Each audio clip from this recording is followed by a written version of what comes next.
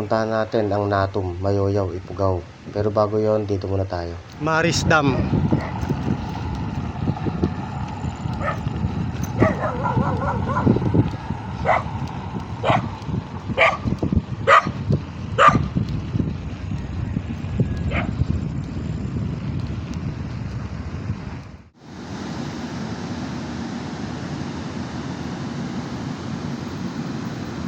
Pasikat na si Haring Araw. Inabutan na kami ng liwanag dito na sa may Alfonso Lista, Ifugao. Hanggang makarating kami sa lugar na to, diretso pa. Padyak muna, napakaganda pa naman ng panahon. Hanggang makarating kami dito sa bungad na sa namnaman na. Nagpahinga muna kami ng konti rito. Pagkatapos mamahinga, syempre diretso ulit tayo. Dito pa lang sa part na to, talaga mamamangha ka na sa ganda ng Ifugao. Bungad pa lang yan. Napaka-natural ng madadaanan mo dito sa lugar na to. Bali, 3 nga lang pala kami ngayon, hindi kasi nakasama yung ibang tropa. Makulimlim pa rin sa mga oras na to. Padyak pa kami ng konti hanggang makarating na kami dito. Sa tindi ng mga rolling na ahon dito, naisipan muna namin mag-almusal. Dito na akong pumuesto dahil medyo patag. Kumain muna kami, nag-almusal muna kami dito. Pagkatapos namin mag-almusal, pahinga konti. Tapos nun, diretso ulit. Dito na magsisimula yung napakagandang view sa lugar na to. Sobrang ganda.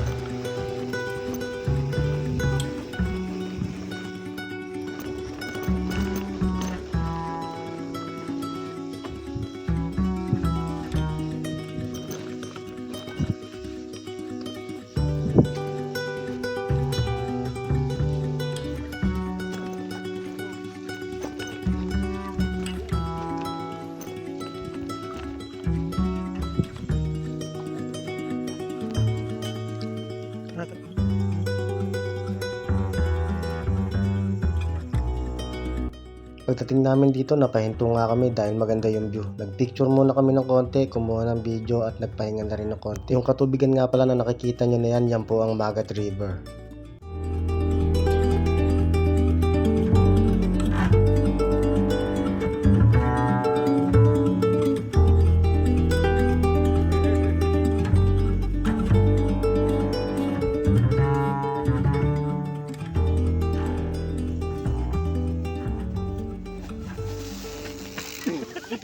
Love Halag Community. Ito yung community nila dito.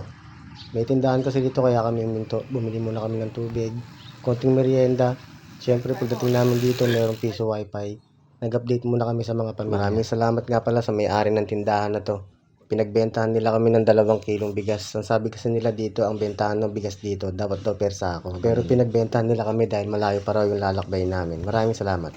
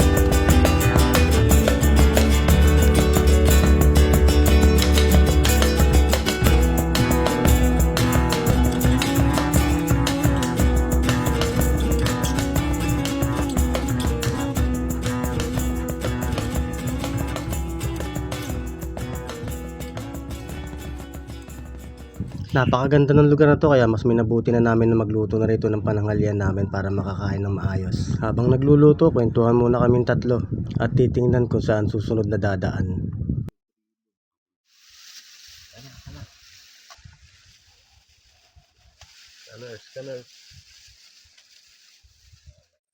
Magpapahinga muna sana kami ng maayos dito pagkatapos kumain, kaso napakarami insektong nangangagat kaya dumiretso na ulit kami.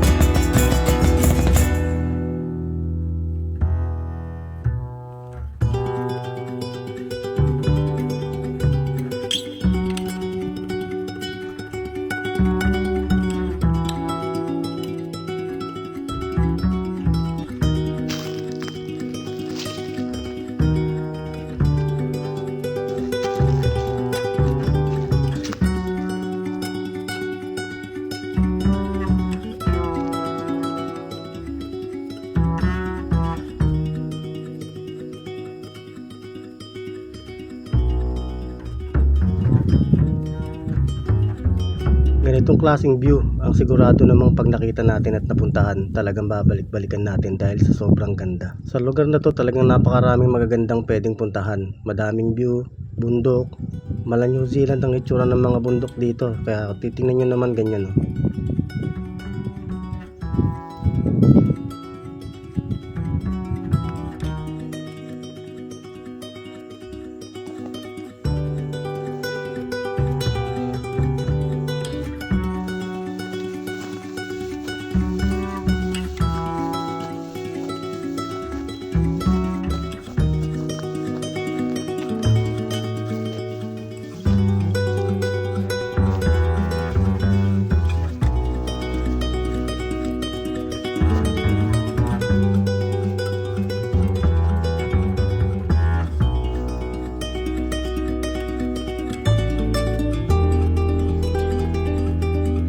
Ito na yung napili namin magandang pwesto para magpalipas ng gabi.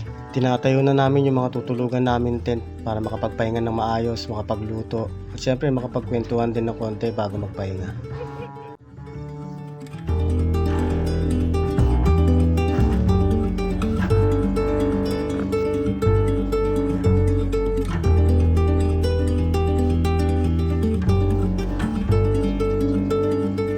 Goods na ba, Pastor?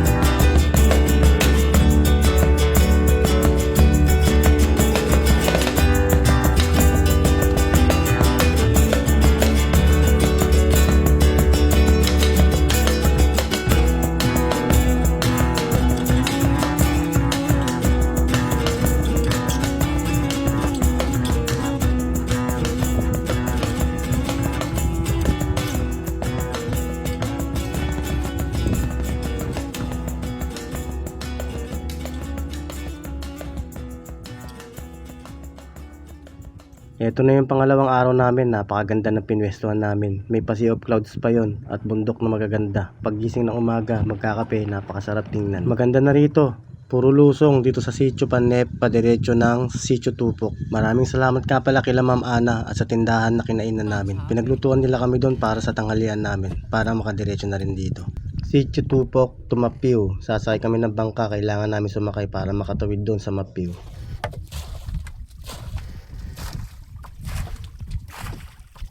Dapat sa likod? Okay lang. Okay lang.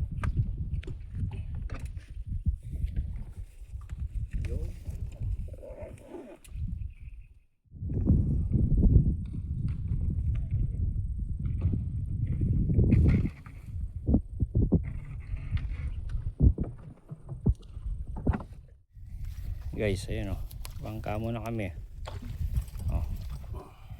Patawid na Okay lang kami ba yung tatlo rito sa harapan? Hindi. dun. Okay lang. Tapos doon na tayo. Kukontrain naman natin.